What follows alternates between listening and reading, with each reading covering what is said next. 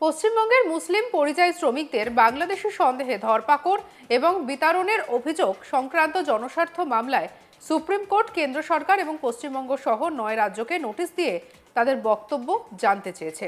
বিচারপতি সূর্যকান্ত এবং বিচারপতি জয়মাল্য বাগচির বেঞ্চ ওড়িশা, রাজস্থান, মহারাষ্ট্র, দিল্লি, উত্তরপ্রদেশ, বিহার, হরিয়ানা সহ অন্যান্য রাজ্যের আরও বেশ কয়েকটি রাজ্যের কাছে জানতে চেয়েছে গোটা দেশে এটা বন্ধ করতে কি করা যেতে পারে।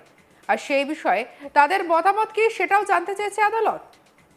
West Bengal migrant workers welfare বোর্ডের দায়ের করা মামলার পরিপ্রেক্ষিতে এই নির্দেশ দিয়েছে শীর্ষ আদালত। তবে সুপ্রিম কোর্টের বক্তব্য, কেউ যদি বেআইনি পথে ভারতে আসে তার এবং তাদের বিরুদ্ধে কি ব্যবস্থা নেওয়া হবে। যদি তাকে না ধরা হয় সে মিশে যাবে, এজন্য কিছু ব্যবস্থা, পরিচয়পত্র প্রয়োজন যাতে তাদের চিহ্নিত করা যায়।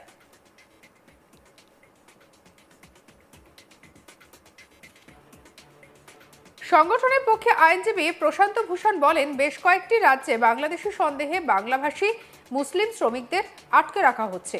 তারপর এ রাজ্যের কাছে জানতে চাওয়া হচ্ছে তারা রাজ্যের নাগরিক কিনা। বহু ক্ষেত্রে তাদের ধরে বাংলাদেশে পাঠিয়ে দেওয়া হচ্ছে। অনেকজনকে অত্যাচার করা হচ্ছে। ফলে মুসলিম শ্রমিকদের মধ্যে আতঙ্ক ছড়িয়ে পড়ছে। সুপ্রিম কোর্ট কেন্দ্র এবং রাজ্য সহ সব রাজ্যের বক্তব্য শোনার পর নির্দেশ দেবে বলে জানিয়েছে। আগামী 25শে অগস্ট সুপ্রিম কোর্টে ফের এই মামলাটির শুনানি রয়েছে।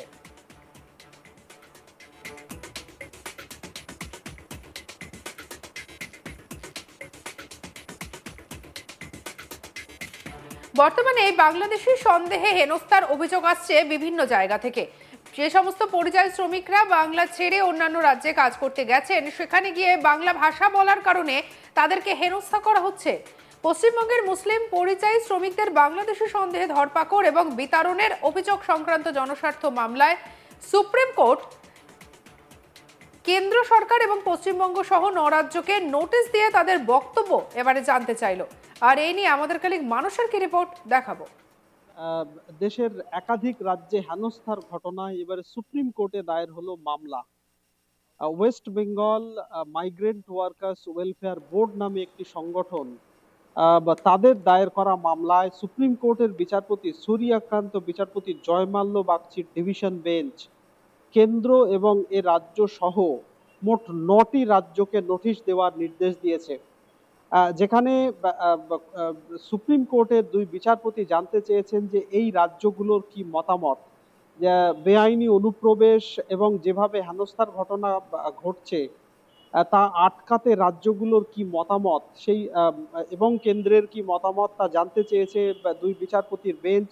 তারপরে এই মামলায় নির্দেশ দেওয়া হবে বলে জানিয়েছে বিচারপতি সূর্যকান্ত, বিচারপতি জয়মাল্য বাগচির বেঞ্চ। আগামী 25শে অগস্ট এই মামলার ফের শুনানি করা হবে। তবে ২ বিচারপতির বেঞ্চ যেখানে মামলার শুনানিতে বিচারপতি সূর্যকান্ত তিনি একটি তাৎপর্যপূর্ণ মন্তব্য করেছেন। তিনি বলেন যে কেউ যদি বেআইনিভাবে অনুপ্রবেশ করে তাকে পাকড়াও করা দরকার, না হলে সে কিছুদিন পর এই দেশের মধ্যে মিশে যাবে। ফলে যে রাজ্য থেকে সে আসছে সেই রাজ্যের যদি কোনো পরিচয়পত্র বা কোনো ব্যবস্থা যদি করা যায় যাতে অন্য রাজ্যের পুলিশ তাকে চিহ্নিত করতে পারে বা চিহ্নিত করতে সুবিধে হয়, সেই বিষয় বিবেচনা করা বা সেই বিষয়টা দেখা দরকার। ২ বিচারপতির বেঞ্চ আপাতত কেন্দ্র এবং পশ্চিমবঙ্গ, বিহার, উত্তরপ্রদেশ, মহারাষ্ট্র সহ ছত্তিশগড় এবং দিল্লির সহ একাধিক রাজ্যের কাছে নোটিশ দিয়ে তাদের বক্তব্য জানতে চেয়েছে যে এই বিষয়ে তাদের কি মতামত তা শীর্ষ আদালতকে জানাতে। শীর্ষ আদালত তাদের মতামত জানার পর এই বিষয়ে নির্দেশ দেবে। প্রসঙ্গত কিছুদিন আগে দিল্লি এবং উড়িষ্যায় গিয়ে বাংলাভাষী মুসলিম পরিযায়ী শ্রমিকদের হেনস্থার ঘটনা সামনে এসেছিল এবং সেই ঘটনায় কলকাতা হাইকোর্টে তড়িঘড়ি মামলা দায়ের হয়, যেখানে দিল্লি থেকে প্রায় ৬-৭ জনকে সরাসরি বাংলাদেশি সন্দেহে বাংলাদেশে পাঠিয়ে দেওয়া হয়েছিল। বীরভূমের তারা বাসিন্দা বলে তাদের দাবি ছিল। সেই মামলা এখনো বিচারাধীন রয়েছে এবং তাদেরকে সরাসরি দিল্লি থেকে বাংলাদেশে পাঠানোর অভিযোগ উঠেছিল। যদিও কলকাতা হাইকোর্টে যে মামলা দায়ের হয়েছে সেখানে কেন্দ্রের তরফে, কেন্দ্রের স্বরাষ্ট্র মন্ত্রকের তরফে জানানো হয়েছিল যে তারা বাংলাদেশি এবং তাদের থেকে কোনো নথি না পাওয়ার জন্যেই তাদেরকে বাংলাদেশে ফেরত পাঠানো হয়েছে।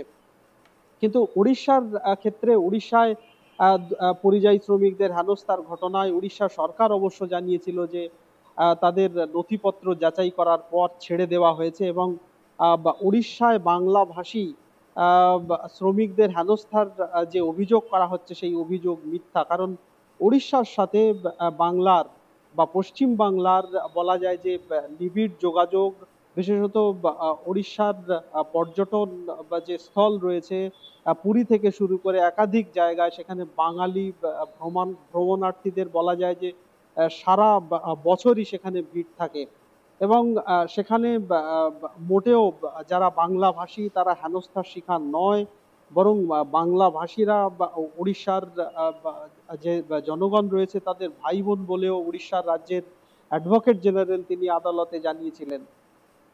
এবং যাদের হেনস্থা করা হচ্ছে তাদেরকে ইতিমধ্যেই ছেড়ে দেওয়া হয়েছে বলে আদালতের কাছে জানিয়েছিলেন। কিন্তু এই ঘটনায় বিভিন্ন রাজ্যে বিশেষত বাংলাভাষী মুসলিম পরিযায়ী যারা শ্রমিক হিসেবে কাজ করছেন বিভিন্ন রাজ্যে, তাদেরকে বাংলাদেশি সন্দেহ করার একটা প্রবণতা তৈরি হয়েছে এবং শুধু তাই নয়, তাদেরকে ধরপাকড় করা হচ্ছে, অত্যাচার করা হচ্ছে, তারপর এই রাজ্যের কাছে জানতে চাওয়া হচ্ছে তাদের পরিচয়, এই রাজ্যের বাসিন্দা কিনা। ফলে মুসলিম যে জনগোষ্ঠী রয়েছে তাদের মধ্যে একটা আতঙ্ক তৈরি হয়েছে বলেও সংগঠনের তরফে আইনজীবী প্রশান্ত ভূষণ তিনি শীর্ষ আদালতের দুই বিচারপতির বেঞ্চের কাছে বিষয়টি তুলে ধরেছিলেন এবং এই বিষয়টি অবিলম্বে যাতে বন্ধ করা যায় তার জন্য সুপ্রিম কোর্ট নির্দেশ দিক সেই আর্জি জানিয়েছিলেন আইনজীবী। যদিও বিচারপতি সূর্যকান্ত ও বিচারপতি জয়মাল্য বাগচির বেঞ্চ জানিয়েছে যে এই বিষয়ে কেন্দ্র